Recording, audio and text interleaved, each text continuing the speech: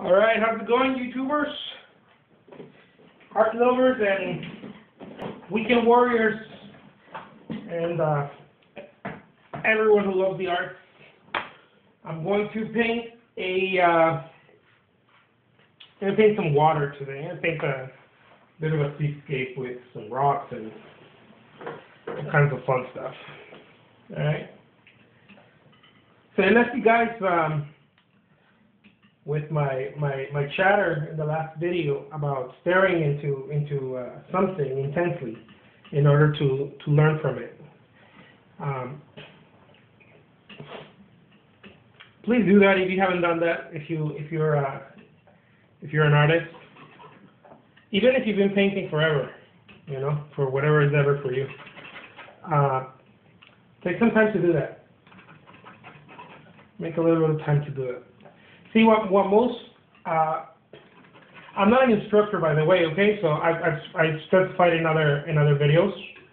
I'm not a teacher. I'm not an instructor. I don't know the je ne sais quoi, the proper way of painting. This is just a diary of me painting, and I'm just opening the doors to my studio for you guys to see my progress and my process and my progress. And just kind of, I thought it's pretty cool. You know, you get to walk into someone's studio, and I wish I did. I mean, I wish there were some recordings of Monet chatting about his paintings and painting them. I mean, there are some, but you don't hear him chatting. You know, kind of like the process of it. But I'm no Monet, but you can hear me. Anyway, what I was trying to say is it doesn't matter how long you've been painting. Try that. Try going into a state of observation, practice observation in your paintings. Okay. What I was getting at is that many artists, we are taught. When people want to learn how to paint, I guess is what I'm trying to say. The first thing we do is we treat art. We treat it kind of like what would it be like? I guess like music, no? People go and learn the theory and the notes, and then they go and then they play jazz and rock or whatever, right? They kind of learn the rules, and then they go and kind of do whatever they want. And that's pretty cool, you know. But I would go as far as saying that you don't even need to do that. If that's your gig, cool, because maybe you're trying to paint like someone, or you know, that's what you have in your mind. You want to copy some artist, or you want to. I mean, you don't want to say you don't want to maybe use the word copy. You know, but you admire an artist and you're like, man, I wish I could paint like that. So that's definitely part of the being exposed to art, right? But what I'm trying to say is that I don't think art works that way. I don't think art works like music, like that, painting. I don't think painting is like, oh yeah, you go learn and then you break mold and then you go your own way. I think people used to think that, and people did that a lot. But I think painting has changed so much from its meaning to the tradition, the meaning. It's gotten to the point where it's purely expressive, you know, and a lot of people don't like that. You know, a lot of people like the traditional type of painting. You know, I want it to look a certain way. But, you know, I think it doesn't matter. I don't think that you need to go learn how to properly paint so that you have a lot of people like to say that so that you have the fundamentals, right? And I agree with that. That's cool. But many people don't go for the fundamentals. Many from what I've from what I've experienced and what I've heard and what I've been around with artists, other artists, and art instructors, teachers, whatever, is that a lot of people feel shame for not knowing how to, not having the fundamentals, so they don't feel fit to paint. You know, there's this shame placed, kind of like how do you paint? The question arises and they're like, well, I'm self-taught, and all of a sudden people are like, oh, and I think that's really bad. That's really wrong. I don't think that painting is what it used to be. So I don't agree with, if you want to learn how to paint, it's impossible to know what it is that you're going to do. It's not like music. And a lot of people like to see it like music, you have all these styles and all this stuff. But painting is not like that at all. Painting is I think it's much more abstract and expressive than music. And I don't want to piss off any musicians out there. I'm not trying to say it's better. I'm just saying it's more abstract. Painting is a lot more abstract. Painting is a lot more intuitive, And you certainly need to practice. It doesn't matter what you do. I'm not saying that you don't need to practice. I'm saying that your fundamental skills may or may not help you, because you could completely move into a whole other thing that has nothing to do with fundamental skills, that has nothing to do with color theory as how we see it. See, a lot of people are afraid of that because they're like, oh no, then that means that all kinds of people are going to jump into painting and they don't have the this or the character to follow through with the artwork, and then you have all this trash in the museums. That's always what people say. But I'm not saying to be lazy about your craft. By all means, that's not what I'm saying. I'm saying the contrary. I'm not saying you be lazy about your craft. Go and just never practice and just paint, or whatever. I'm not saying that. I'm saying that people have gotten stuck so much on styles, and it's the same fight that has been happening since probably before the Impressionists. It's the same fight that the realists probably were having with Courbet and Monet, and I think it's the same fight. It's always been talking about how the new, more liberal generations are doing this horrible thing when it comes to artwork. They're breaking our tradition,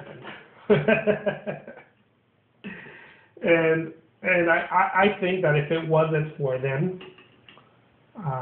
breaking the tradition, we would still have a lot of stoppers, a lot of crap in museums, because a lot of the artwork wasn't judged by the artist, was judged by other people who were not artists at all. A lot of the museum, the salons or the museums were still today. A lot of the art is judged by who? The gallerist, right? The gallerist or the editors of magazines or whatever. And many times these people have the eye for other things, but not for the art. They have the eye maybe for what's going to sell, which is fine. I mean, it is a business, so it's fine. I think that's okay. But it's a whole different world now. I mean, you like to paint, you can take it automatically. You can take it to market. You don't have to wait for a gallerist to say, oh, this is good enough. You could immediately take it to market, create your own website, or open an Etsy shop, or go to do like me, try to open an eBay store, or or do it all, whatever. But you can take it to market, where before taking it to market was very difficult because you had to be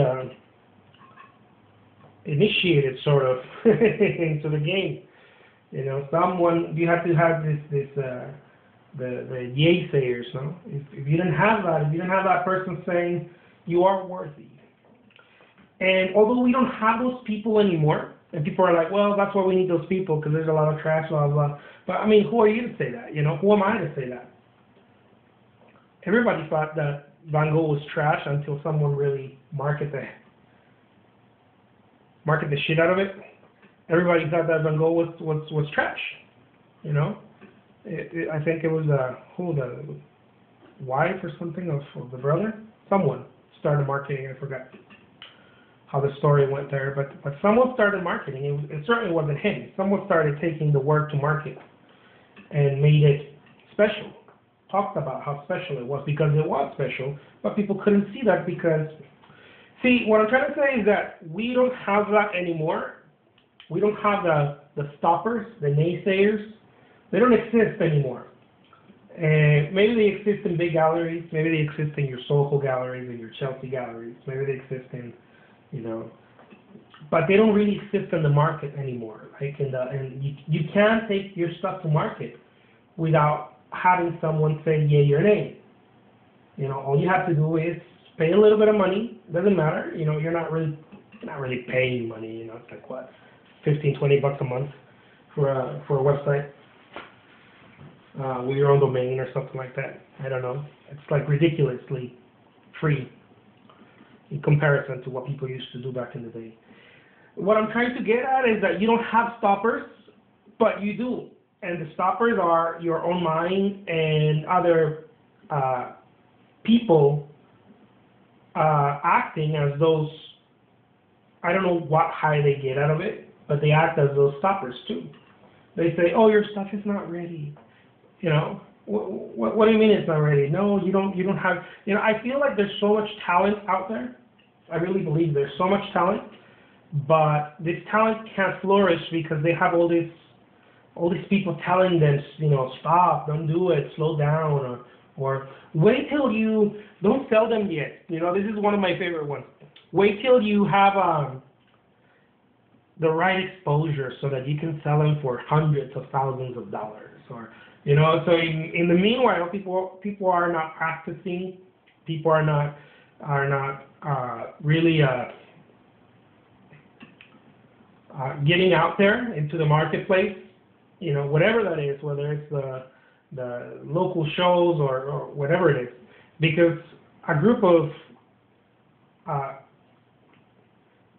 they don't do it. They don't mean bad. They just don't know, and they hurt you without you realizing either. But they're creating all these stoppers.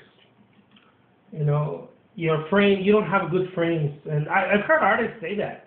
I don't have good frames, so I'm gonna wait till I have a good collection, and then I can frame them, and it's all this procrastination, self-sabotage, even though there's no one stopping you anymore. You don't have the museum curators that you used to have. You don't have the gallerists that were like, nope, I'm not selling that here. It's too modern, or it's too crazy, or it's not, it's not proper enough, or whatever. Nowadays, you can paint just about anything. It doesn't matter what you paint. You know how hard artists fought in order to paint and exhibit their work?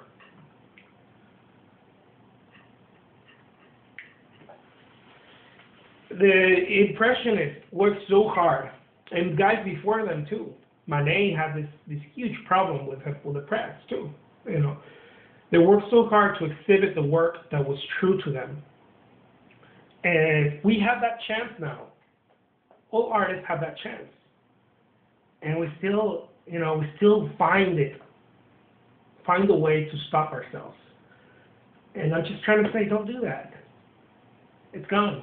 The boogeyman, that monster, it's gone. Stop replaying it.